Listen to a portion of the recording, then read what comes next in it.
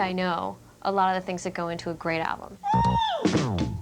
The idea that you can listen to the whole thing, obviously, from top to bottom. Good lyrical content. Variety. The musicality. Records that are timeless. Albums where the songs hang together very nicely, but they're all quite different. Fear and pain. Not, like, contrived. Not trying to make hit singles out of each song. The vocal, the way it lays in the track. A certain kind of concentrated focus. Sound, mixing, things that maybe you want to pick up an instrument. They're albums that still sound very fresh today. Something that I can put on and listen to the whole way through, and at the end of it feel that I've just, you know, I've been given something special.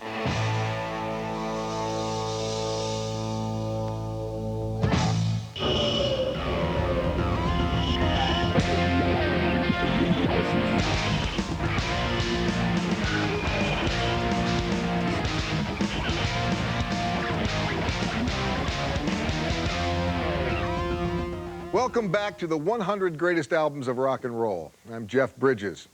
Whether on vinyl, 8-track, or compact disc, rock and roll has infiltrated every facet of our lives.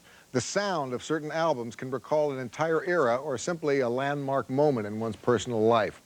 In the next hour, we'll count down more of the albums that shaped the last half-century, and we'll learn the stories of the artists who made them great. But before we get back to the countdown, here's a look at how the 100 greatest were determined.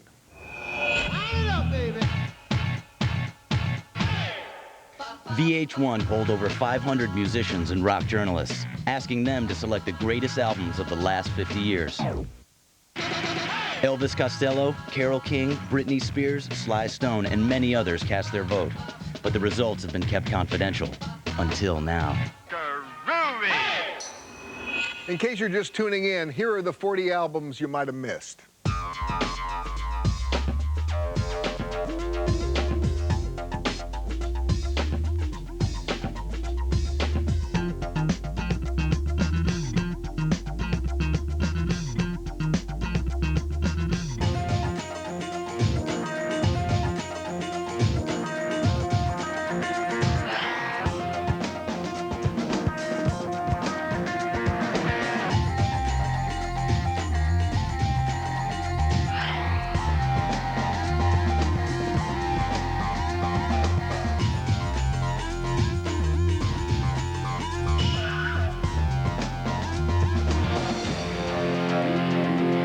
18 of the 100 greatest are debut albums. When this debut was released in 1967, it introduced the world to a California band fronted by one of rock's most charismatic and mystifying performers.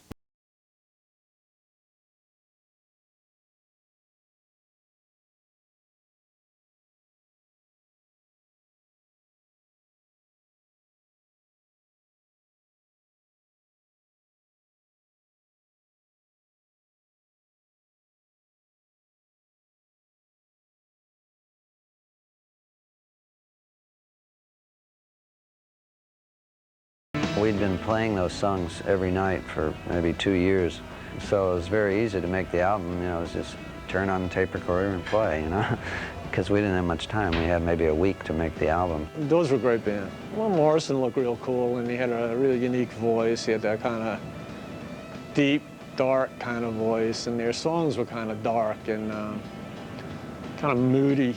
And I remember the first time I heard like Light My Fire, it was totally not like anything else. The album featured a sound both ominous and accessible, blending rock, blues, and jazz, with Ray Manzarek's electric organ and Jim Morrison's foreboding poetry and defiant attitude. The character of Jim Morrison, you know, that he was this wild kind of a character, you know, and it seemed that there were no boundaries, no rules.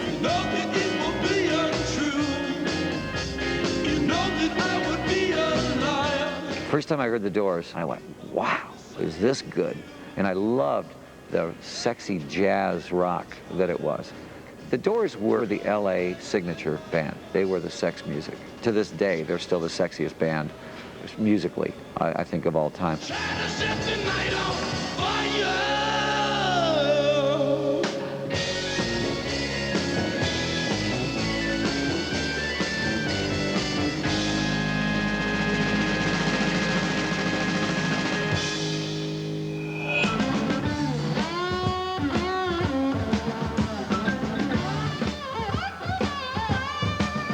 Compiled from 2 nights of performances in 1971, the Allman Brothers Band at Fillmore East remains one of rock and roll's most dynamic live recordings. I woke up this morning, the hair them states were blue.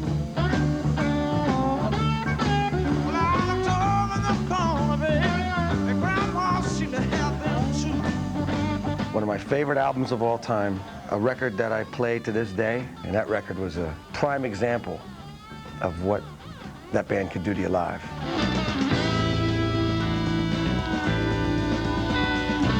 Featuring Greg Allman's soulful voice and keyboard playing, along with the dueling guitars of Duane Allman and Dickie Betts, the album comprised the best of the band's extended blues classics and original material. That band's the epitome of players. No, they didn't come out and run around, act crazy or nothing, but I mean, just on point, playing.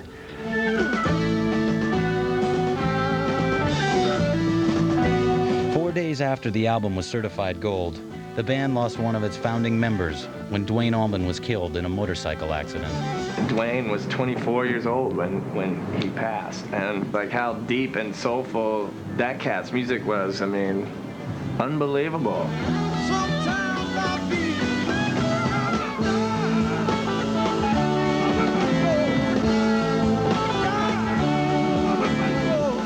Lord, I feel like I'm dying.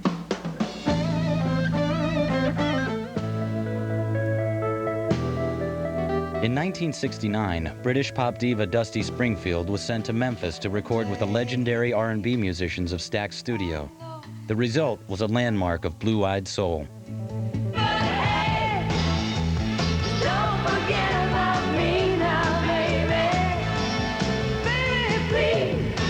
Produced by the team behind Aretha Franklin's streak of 60s hits, Dusty in Memphis was a collection of melancholy love songs made memorable by Springfield's husky voice. Dusty Springfield is one of the most overlooked singers. Dusty in Memphis, this classic album. I have 5 songs on that I wrote or co-wrote. What a voice to sing those songs. She had the vocal ability to, in some ways, go beyond some of the things that you heard in R&B. Billy Ray was a preacher's son, and when his daddy would visit, he'd come along. When they gathered around and started talking. The album didn't immediately catch on, peaking at 99 in the charts.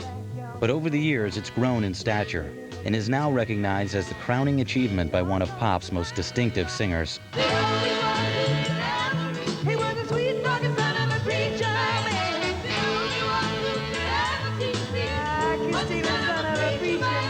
She could sing whatever it was, you know, and that was just her blues.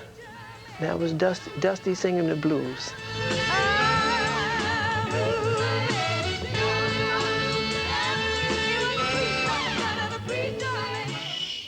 Director Quentin Tarantino introduced Dusty to a whole new generation when he featured Son of a Preacher Man in his film Pulp Fiction.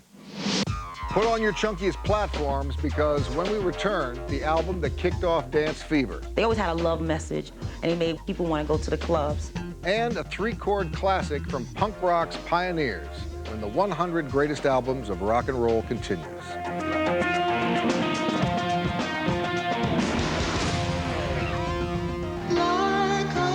Here's a look at the top 5 albums on Art Garfunkel's ballot.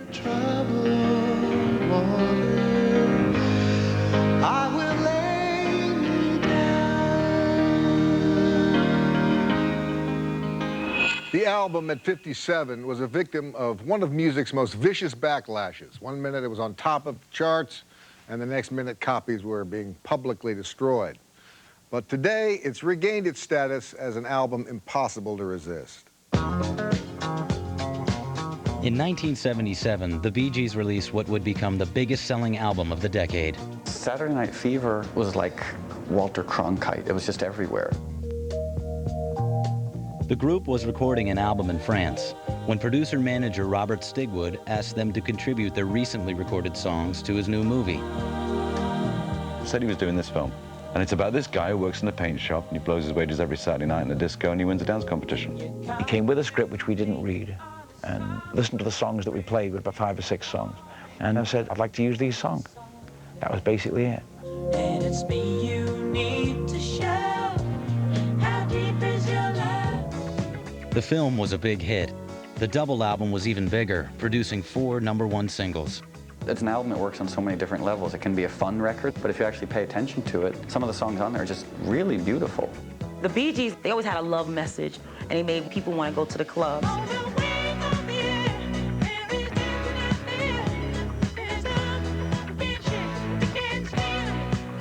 Saturday Night Fever topped Billboard's album chart for 24 weeks and sold over 30 million copies, making the Bee Gees the most successful pop group since the Beatles.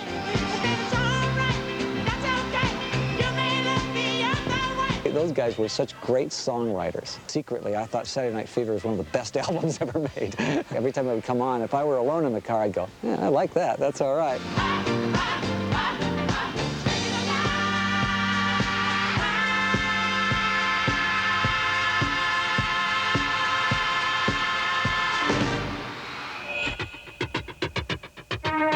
Though Kraftwerk never became a household name in the U.S., the German group's 1977 album Trans-Europe Express is the touchstone for today's electronic-based music.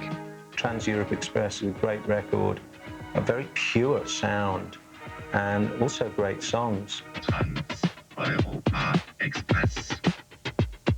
Trans-Europa Express. The songs of Kraftwerk steered away from melody and instead pushed the boundaries of studio technology, manipulating sounds out of keyboards, synthesizers, and computers with robotic vocals.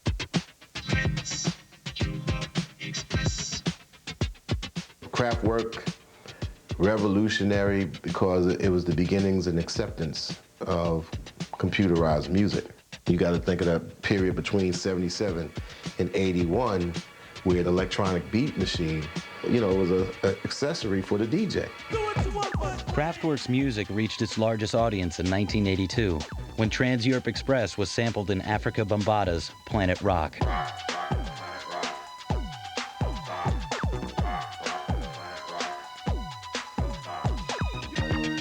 They did something that was so unusual back then because they were technicians and yet they liked dance music.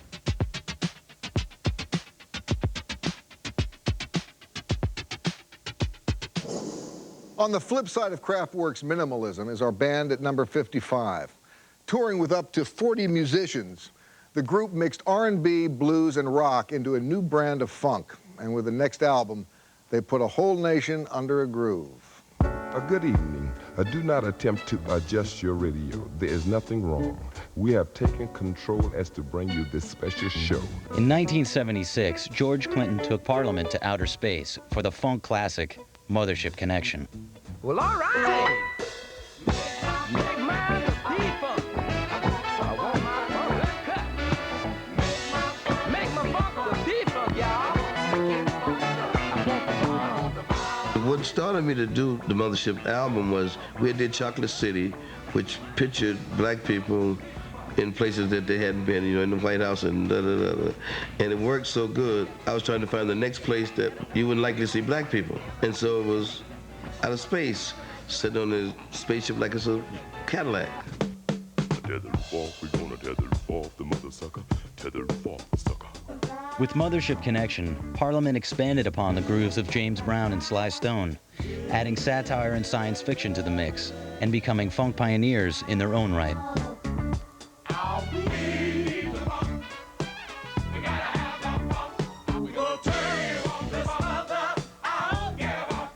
Well, with Parliament Funkadelic, you don't get funkier and you don't get funnier. The incredible riffs that they just go into and the tangents they go out to makes for just an amazing experience. Coming to you directly from the mothership. Top of the chocolate Milky Way.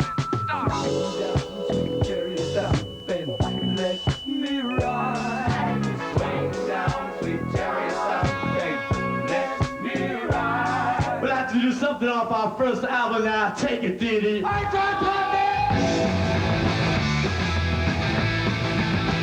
Punk didn't have a name when the Ramones played their first shows at New York's CBGB's in 1974. But with the release of their self-titled debut 2 years later, they defined punk's sound and attitude. Let's go!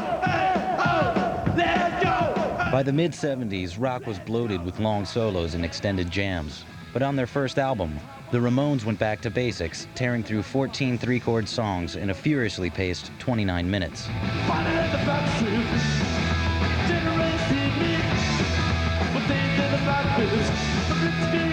That first Ramones album, it's awesome. It was all about the attitude, and we've got something to say, and we're using guitars as crude instruments. It was so basic, you know, I liked it because there was really nothing to think about. Beat on the brat, beat on the brat, beat on the brat with a baseball bat. Oh yeah, oh yeah, oh. And when rock and roll began, it was fresh and exciting and spontaneous. Then things got carried away. We just stripped it down, put the essence back, and the spirit and the guts and the excitement and fun, and we gave it a good kick in the ass. Oh yeah, oh yeah, oh.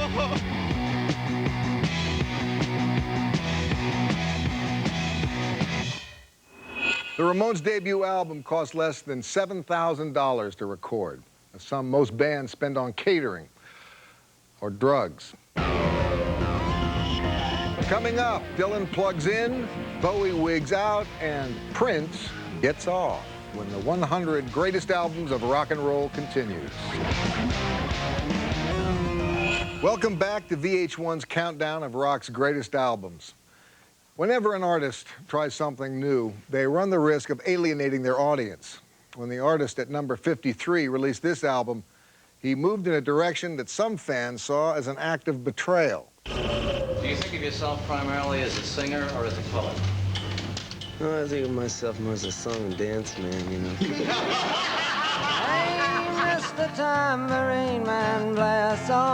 With his 1965 release, Bringing It All Back Home, Bob Dylan reinvented himself with a vengeance. Johnny's in the basement mixing up the medicine. I'm on the pavement thinking about the government. The idea of mixing folk music and electric music together, it was like a music revolution. I didn't really know what was going to happen, but they certainly booed, I'll tell you that. Down the alleyway looking for a new friend. A man in a coonskin cap and a pig pen wants $11 bills. You only got 10. The half-acoustic, half-electric album was a confrontational mix of stream-of-consciousness poetry, political commentary, and Dylan's sardonic humor. It's all right, Ma. I'm only bleeding. Ho, ho, ho. Bob Dylan would take the poetry and give it a form that was not necessarily all the way syncopated, but yet it had its own rhythm in it. Dylan serves music. He obeys music. He worships music. And that's why he's so great. Bringing It All Back Home also brought Dylan his first commercial success, which helped spread his music and, more importantly, his lyrics to an up-and-coming generation of singer-songwriters. I had Bringing It All Back Home by Bob Dylan, and I didn't care about anything else except deciphering the information that Dylan had to tell me. I ain't gonna work on Maggie's farm no more. I'm a Bob Dylan fan. I think he is the all-time great lyricist. Not enough can be said about Bob.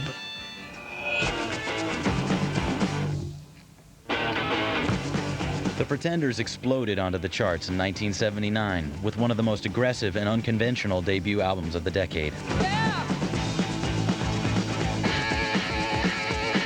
The group's self-titled release challenged the image of the demure female singer, with Chrissie Hynde's guttural vocals and street-savvy lyrics. Now I see you, all impressed and half undressed. Got paint and stick.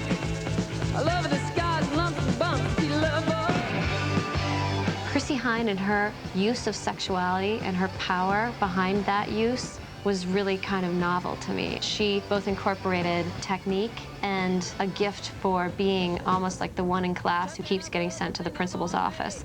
But not me, baby. I'm too pressed to have The energy in that album is, I think, what makes it so phenomenal. Make me wanna, make me make it. Oh, it's so mean. Got this in pocket. The Pretenders mix melodic guitar riffs with a punk attitude, delivering an album that remains remarkable for its sheer tenacity, strength, and sexiness.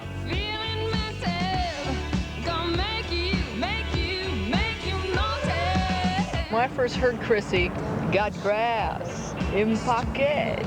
And the way she just kind of growled, and it's so sultry sounding with her words. I absolutely fell in love with that record.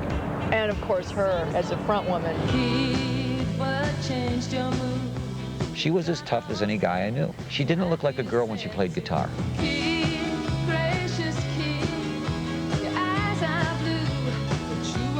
She stood there on her hip and played it the way a guitar should be played. One of my favorite bands, actually.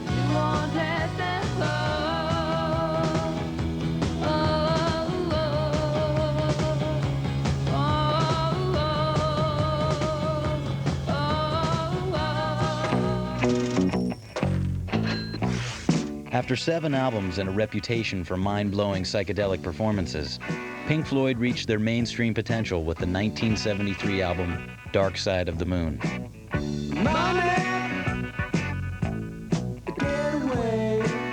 Dark Side was a major turning point for us because it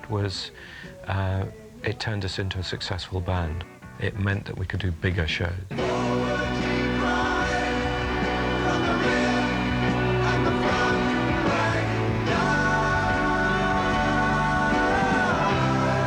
A concept album about one man's descent into paranoid insanity, Dark Side incorporated Roger Waters' grim lyrics and David Gilmour's atmospheric guitar with state-of-the-art production techniques. For me, it did seem like the first real stereo album. You really got a three-dimensional effect that wasn't an imitation of a band set up to play live.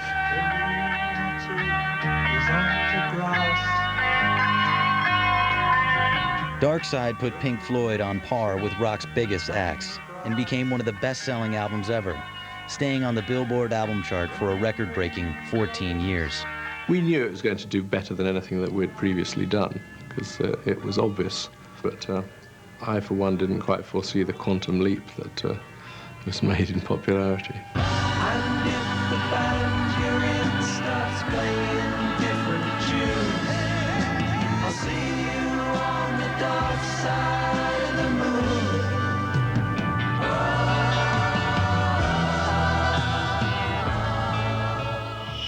We're exactly halfway through our countdown.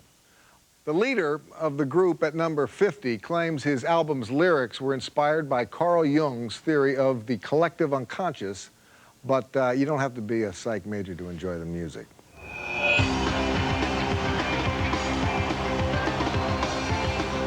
On their 5th album, 1983's Synchronicity, the Police moved far beyond their new wave beginnings, pooling all their influences to create a sound more original than borrowed. But internal struggles between band members were peaking.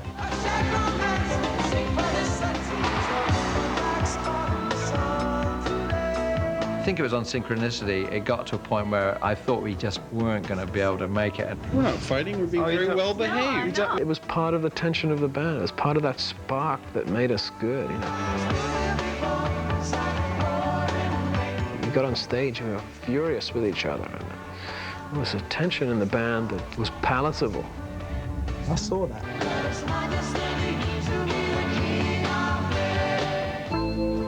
The trio managed to stay focused on the music and created some of the most sophisticated, infectious pop of the early 80s.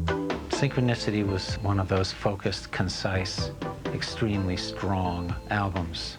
Sting's writing at that point, it's kaleidoscopic, it's very architectural, it's elegant. Synchronicity was just a very classy album. It wasn't clinical, but it was just they were experimenting a little bit more with sounds.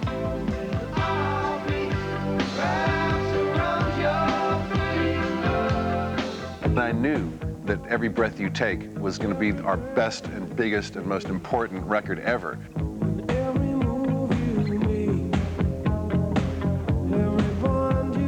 I wrote that song, sat at the piano, sang the melody and sang the lyrics, and knew it was a huge hit record. I knew it. Synchronicity came to be the Police's final collaboration, as well as their most successful, resulting in 4 hit singles and remaining at the top of Billboard's album chart for 17 weeks.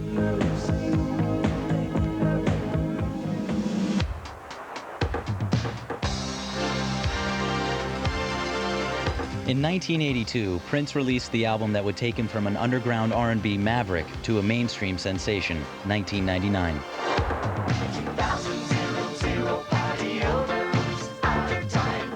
One of the cleverest, musicians around. In its time, it was incredibly bold for him to do a double record.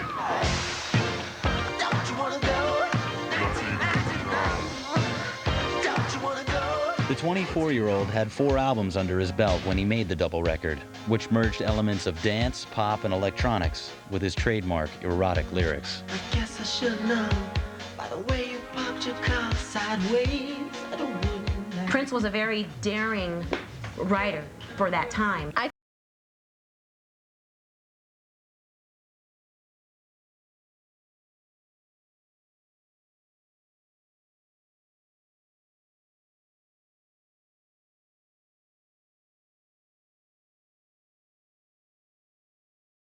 Back alley thing about him.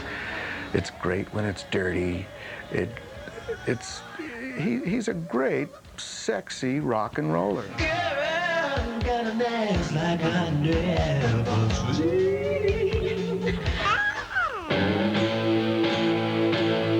Throughout his career, David Bowie has changed his image often. But with his 1972 album, The Rise and Fall of Ziggy Stardust, he introduced the world to his most memorable character to date.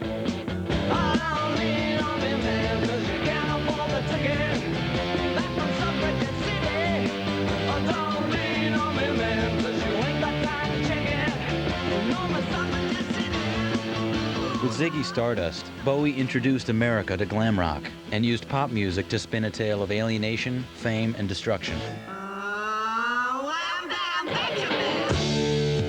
I'm an alligator. The 25-year-old's campy delivery and exotic imagery brought theatrics to rock and seduced pop fans who became enthralled with Bowie.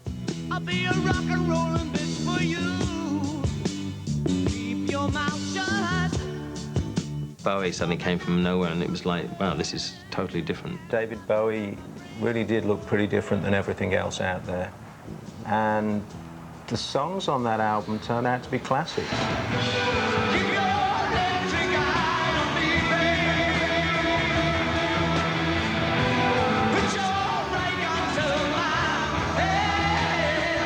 Dave Bowie was magnificent, I think, through that period. Managed to offend everyone without doing anything specifically offensive, but somehow kept an element of class about it all, rather than just being trashy.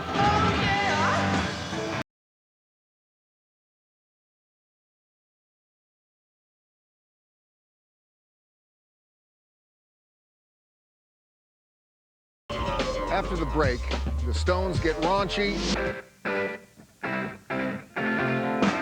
Sly takes a stand.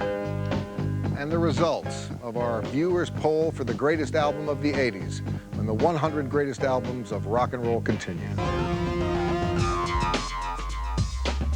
Here's a look at the results of VH1.com's poll for the greatest albums of the 80s.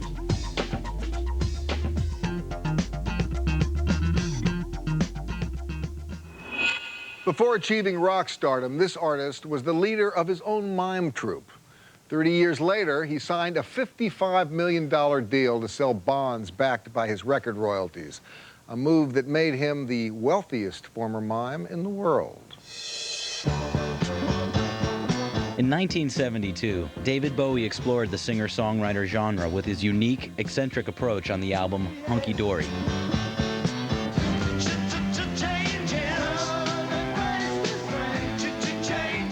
I like Hunky Dory a lot. It's really idiosyncratic and it's very imaginative. There's nothing that sounds quite like life on Mars.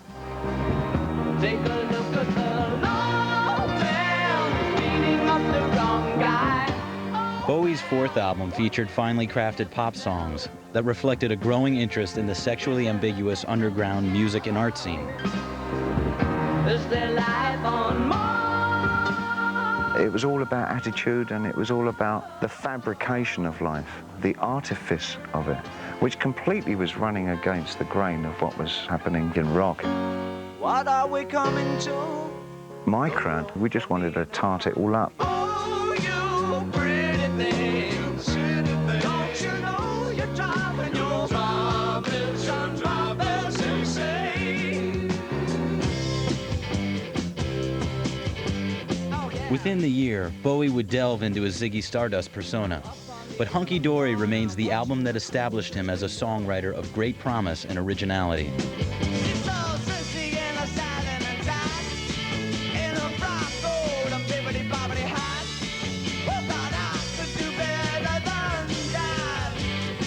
David Bowie is probably the single most influential songwriter. His ability to write lyrics, including all the elements of danger and intrigue and sexual ambiguity.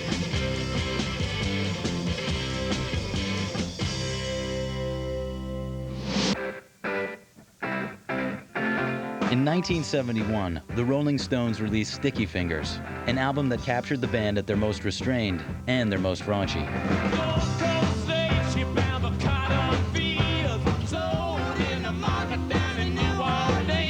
First time I heard Brown Sugar, I said, this is the best Rolling Stone record they've ever made. You know, that's saying a lot. They were really writing well right then.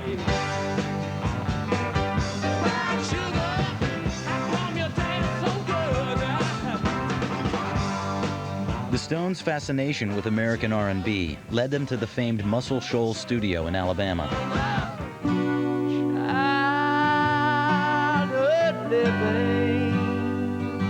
English bands, especially like the Rolling Stones, were immersed in American roots music, especially the blues. It was new and it was soulful. It was all of these exciting things put together.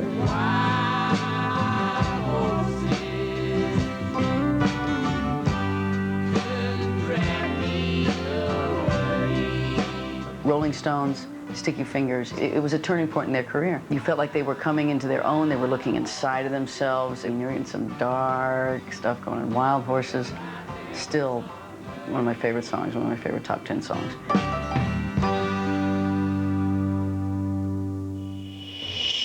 The leader of the next group is rock's most famous no-show. During his 1970 tour, he missed over a third of his scheduled concerts, and for the last 20 years, he's been one of music's most reclusive stars. The funkiest group to come out of 60s San Francisco, Sly and the Family Stone mixed politically charged themes with syncopated dance rhythms on their 1969 album, Stand. Stand, there's a cross for you to bear. The whole band was just phenomenal, and to see them on TV or in concert was just an amazing experience. Sly and the Family Stone were one of pop's first truly integrated bands, and on Stand, their rock-funk sound reflected their appeal for racial harmony. Stand was a significant album because Sly took the meshings of all music and made it happen.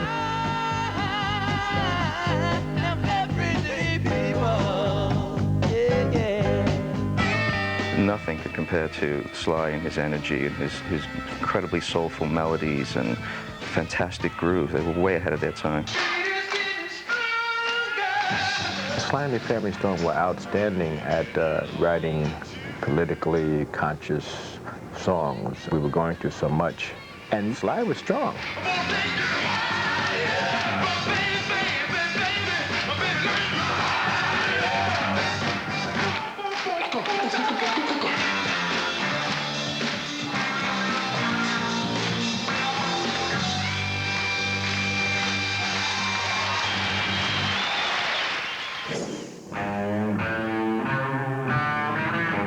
In 1969, Led Zeppelin released their second album, Led Zeppelin II.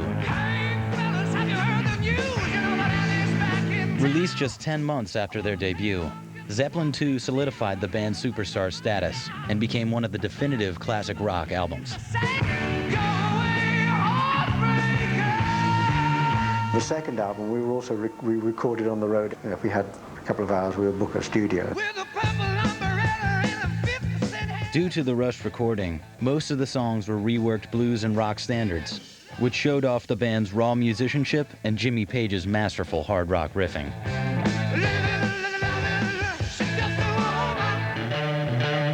Led Zeppelin II was one of my favorite albums. The guitar riff of A Whole Lot of Love or Heartbreaker. You never heard anything like that before. They took the blues and kind of, you know, just kind of mutated into something that was the beginnings of heavy metal, really. Late in '69, Led Zeppelin II pushed the Beatles' Abbey Road out of the Billboard's #1 album position. How did it feel to be #1? Well, a shock and very elated.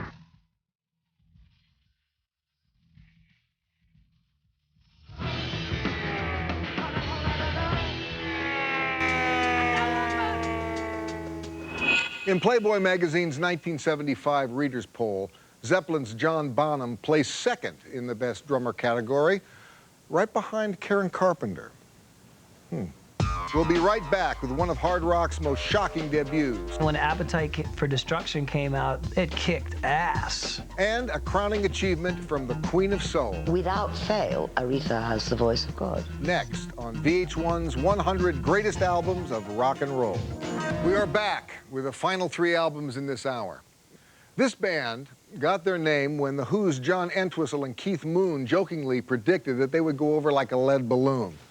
Well, instead, their first album soared, and the band ended up changing the sound of rock. I'd like to introduce Led Zeppelin to you.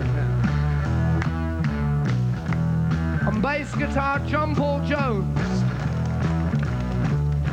On drums, John Bonham. Lead guitar, Jimmy Page. And myself, Robert Plant.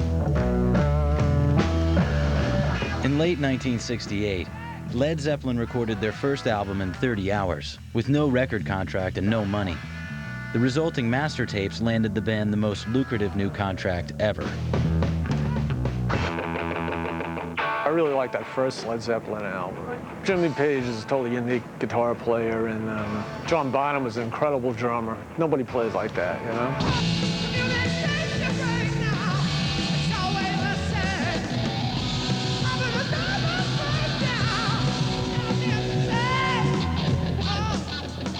Jimmy Page formed Led Zeppelin to fulfill touring obligations left by his former band, the Yardbirds.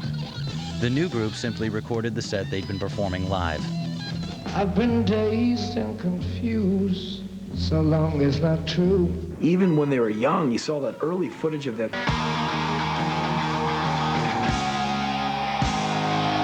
In 1987, Guns N' Roses emerged from the LA rock scene to unleash the raw and untamed Appetite for Destruction. When Appetite for Destruction came out, it kicked ass. Welcome to the jungle. We got fun and games. We got everything you want. How do we know the name? With the gritty screams of Axl Rose and the dueling guitars of Izzy Stradlin and Slash, Guns N' Roses brought back the raucous anger and energy of hard rock's past.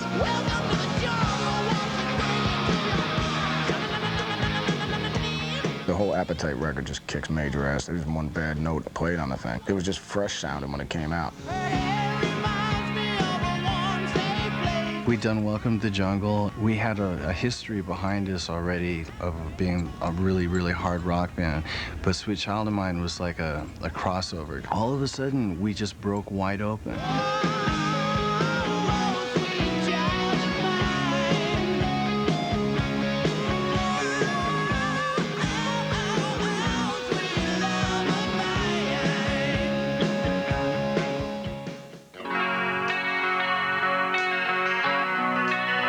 Appetite remained on the charts for over 3 years, reviving heavy metal and giving it back its edge.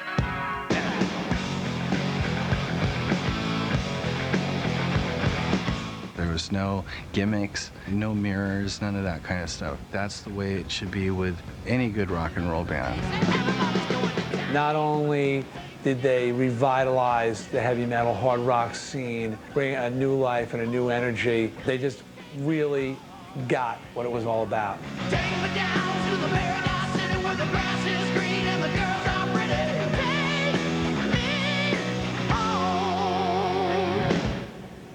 She's the queen. She's the queen. She was truly the queen.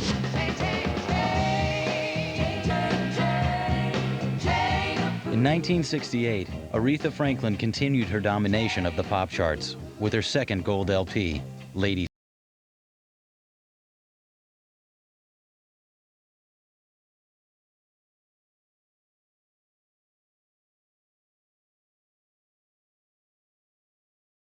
incredible because we were able to see the growth in the stylings of Aretha. With guests such as Eric Clapton and Bobby Womack, Lady Soul's gospel-infused R&B was the perfect complement to Aretha's voice. She has the most deep connection to her soul and to God and to pain and to sex, and it's just, there's something about her voice.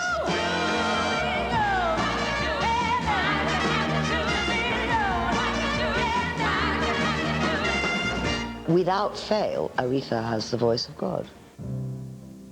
When my soul was in the lost and found, you came along to claim it. The album confirmed Aretha's stature as soul's reigning queen, spawning 4 top 20 singles, including Carole King's Natural Woman. It got to Aretha, and I heard her version back at me. It was like, oh my God. Because you make me feel, you make me feel, you make me feel like a natural woman. That's all for this hour of VH1's 100 Greatest Albums of Rock and Roll. If you haven't heard your favorite album yet, stay tuned. In the next hour, we're going to hit the top 40. I'm Jeff Bridges. So long.